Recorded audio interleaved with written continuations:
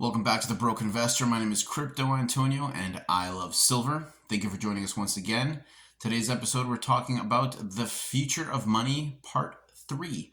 This is the third time we discussed this. We have 2 other videos on the channel where we discuss the future of money. And before we get started, I just want to let you know that nothing you see here is financial advice.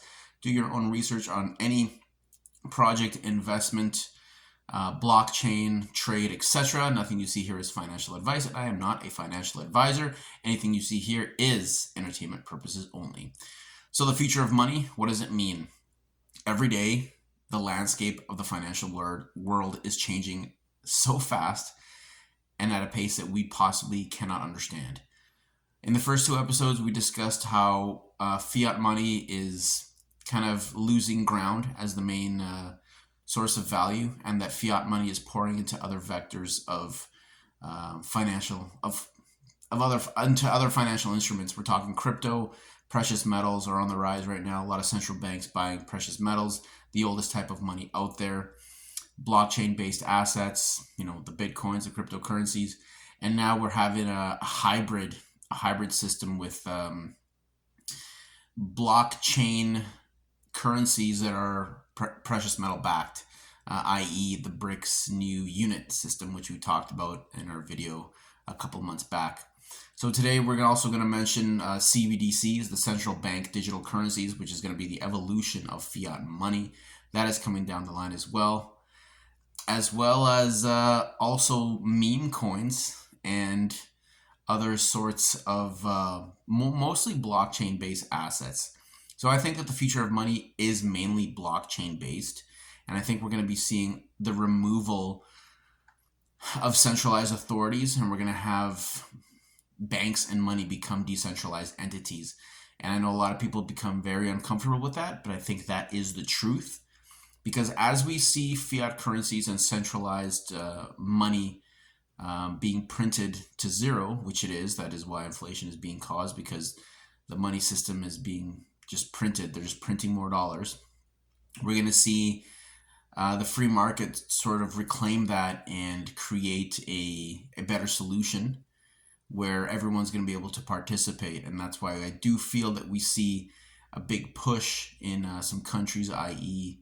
formerly the United States. I think now that's changing with now Donald Trump coming in, trying to choke off Operation Choke Point 2.0, where they're trying to restrict money and value going into the crypto world through the traditional banking system. So we're going to see those entities start to lose ground. And as people realize this, it's going to be the people, corporations, and other governments that are going to help this happen. Governments around the world, they want their central banks to be the authority, but I think every day we're seeing countries take notice that the traditional system of finance is failing, and it is more work to prop it up and keep it afloat than it is to shift into the new digital age, into the new digital blockchain-based way. However, the new digital financial system, it does include the CBDC, the central bank digital currencies. We do see in China this has been rolled out. The app WeChat is used for payments, utility payments, restaurant payments. People use it for paying public transport, etc. WeChat is used for absolutely everything that is commerce driven in China. And the European Central Bank has said that they will be releasing their European Central Bank digital currency this year in 2025.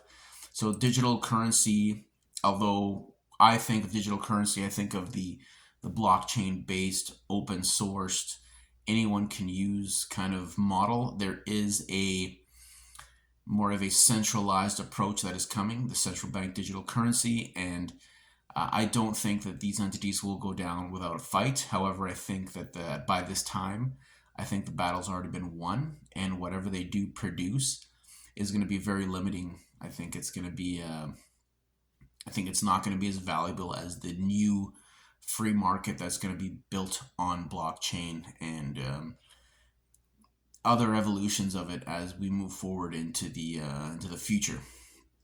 So the the CBDC, the central bank digital currency, we already know that it's going to be a controlled currency, nation to nation. There'll be, like I mentioned earlier in another video, there'll be some sort of exchange or some sort of exchange system for you to go from your local CBDC to an international CBDC if you are permitted to use it for travel. However, I do think that we will see the average person using multiple types of currencies. They will have multiple digital wallets, and it will be, I think the CBDC will be,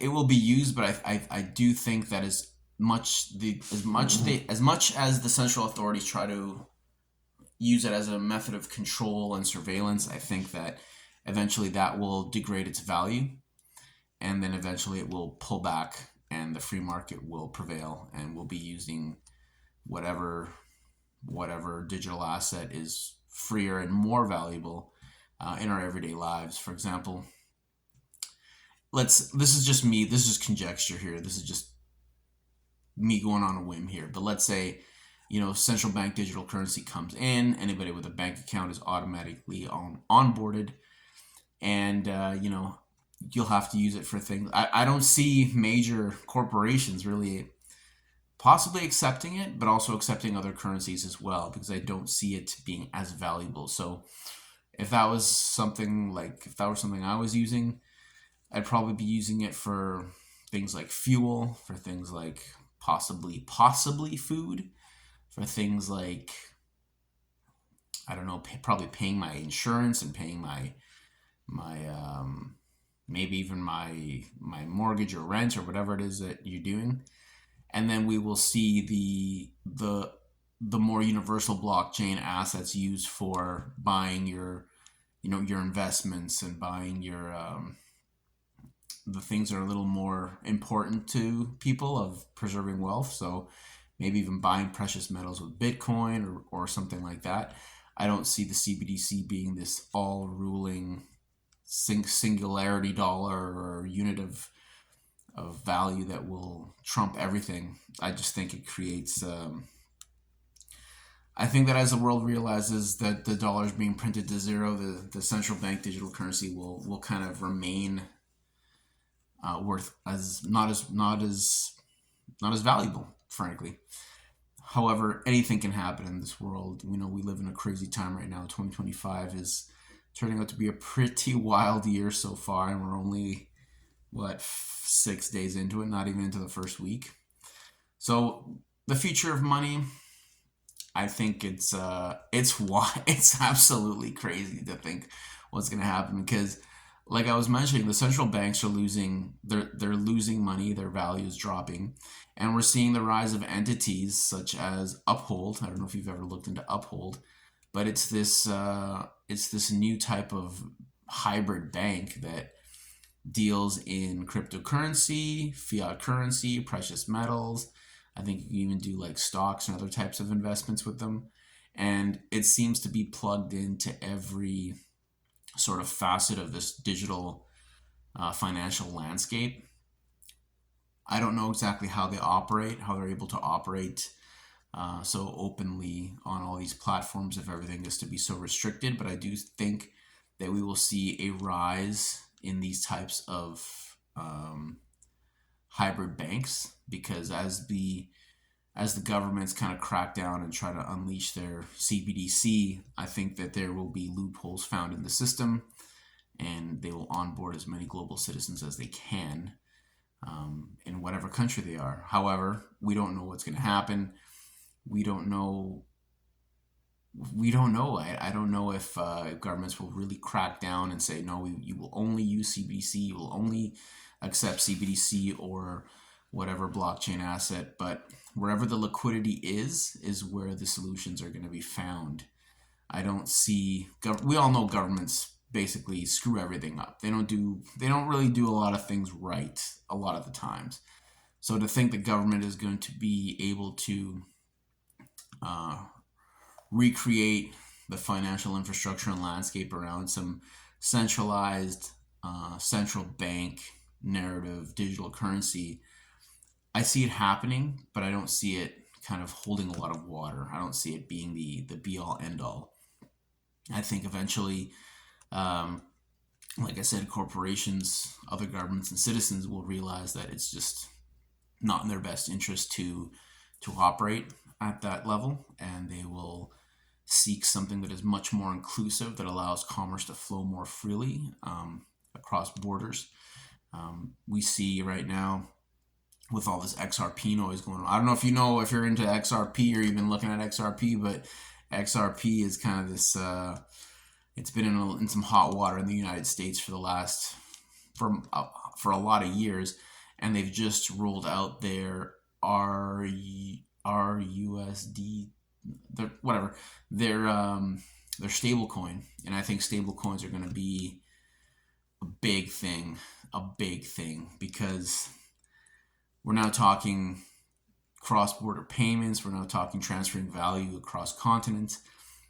You know, I still have relatives that use Western Union to send money to different countries, and I really it cracks me up because it's such an archaic, ancient way of sending money.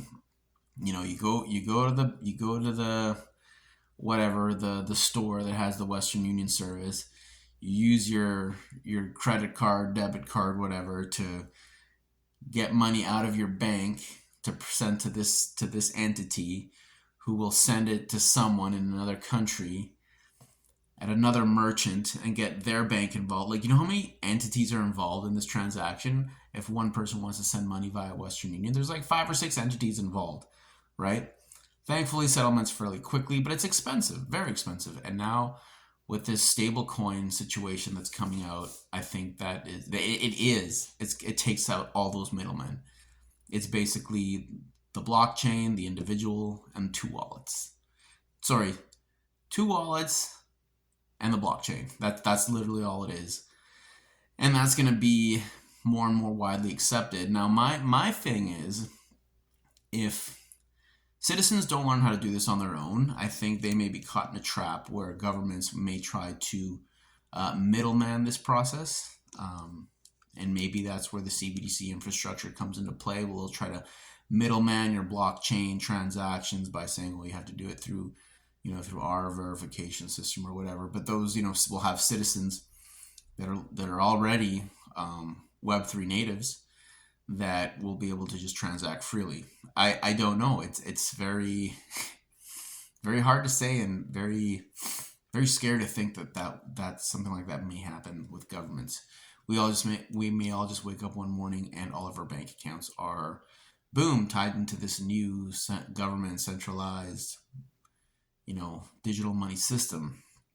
And then maybe even anything you want to spend to buy your digital assets comes through out of your bank accounts. Maybe that will be logged, registered, flagged, limited. Who knows, right? So I think if I'm thinking about it, you best believe that other corporations and business entities and banks are kind of thinking that too.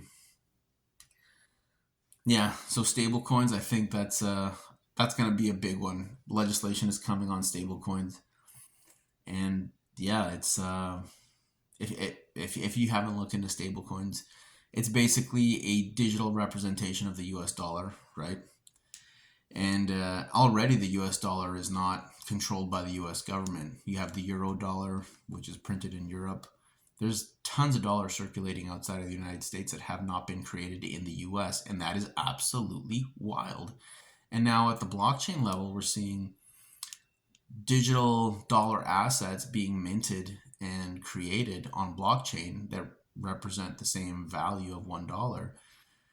So the measuring stick is still not, like, we all know a US dollar is a US dollar, but with so many entities creating US dollars, what is the true value of the US dollar, right? Like, what does it eventually come to? And are we in this game that we're being fooled, thinking that a dollar is a dollar is a dollar?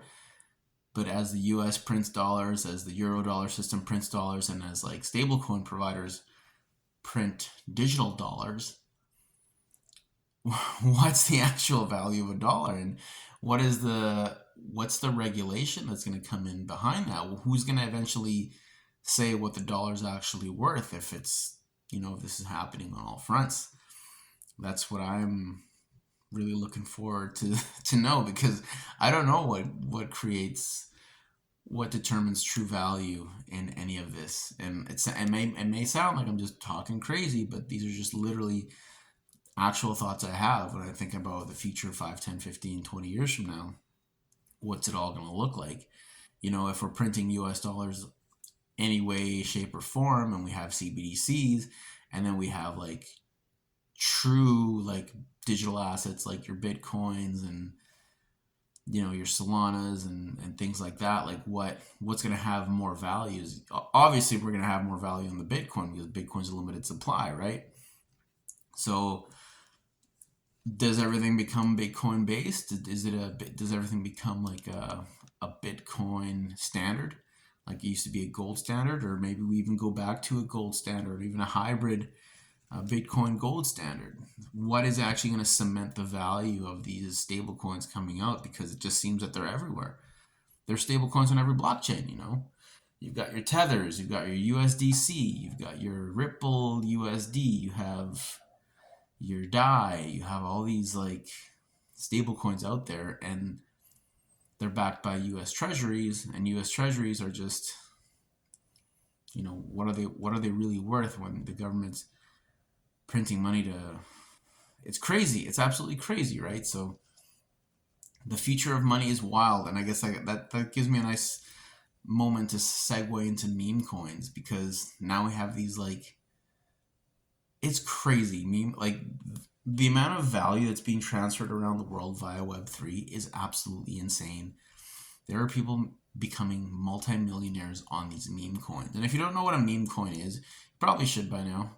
But then again, if you're a silver bug or a gold bug and you're traditional, maybe a little bit older, you don't know. And a meme coin is basically a blockchain based digital asset that is,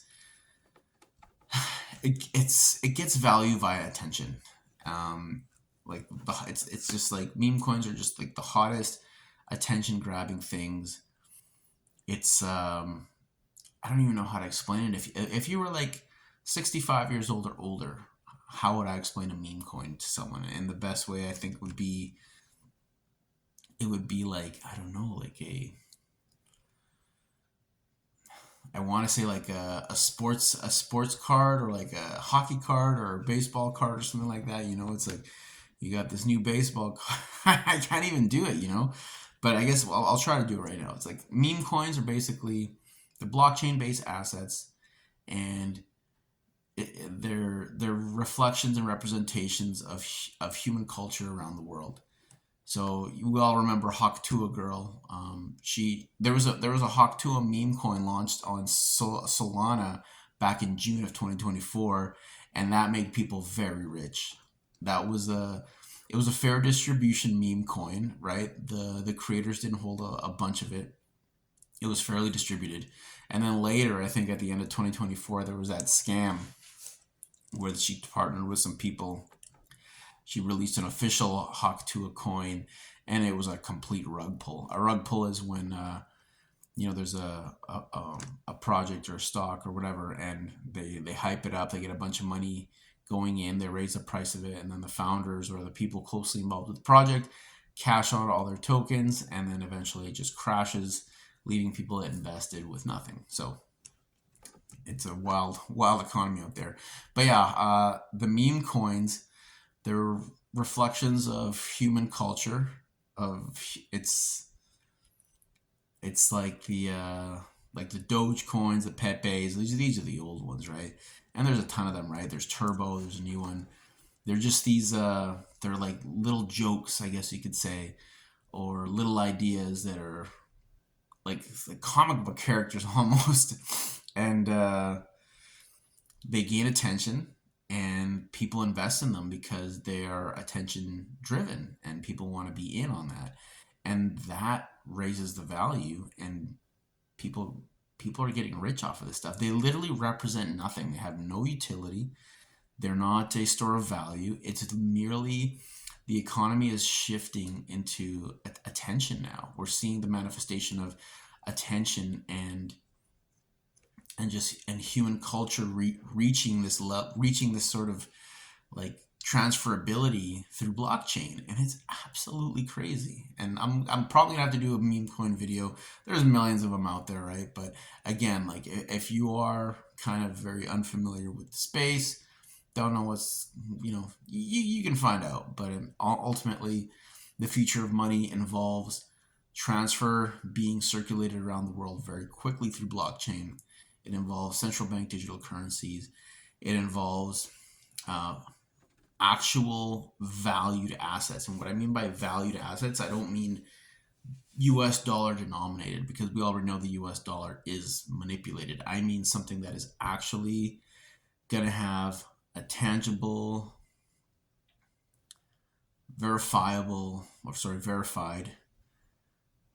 way of value. And I don't mean government debt. I don't think government debt should be an instrument of value at this point, especially with the US dollar being like something like $52 trillion in debt as of January 6, 2025, and growing. I think value should be determined by sound money principles, like even going back to the gold standard. And people even argue against the gold standard because, oh, we can always get more gold out of the ground. We can find some more gold, sure. But at least it has some element of scarcity. It's been proven for the last 5,000 years. And maybe it's only been proven for 5,000 years because it was harder to get back then than it is now.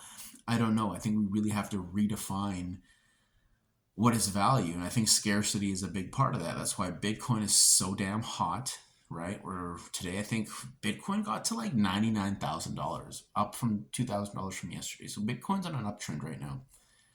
So maybe that is I think in today's context, Bitcoin is the ultimate measure of value. And as it goes up, I think we're eventually going to, it's going to get to a point where it reaches kind of its peak, its peak, and then it levels out, and it becomes like it becomes like a stable coin eventually.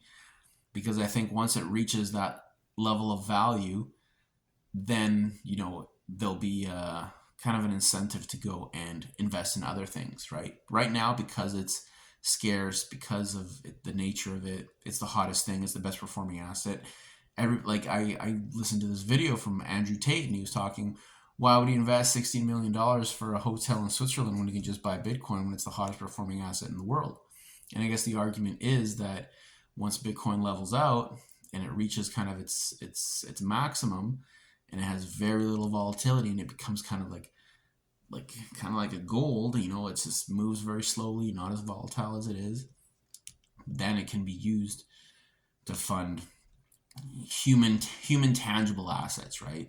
Because at the end of the day, we're still going to need places to go on vacation and stay. We're going to need all these things that we're still going to have to build the world around us with some sort of money.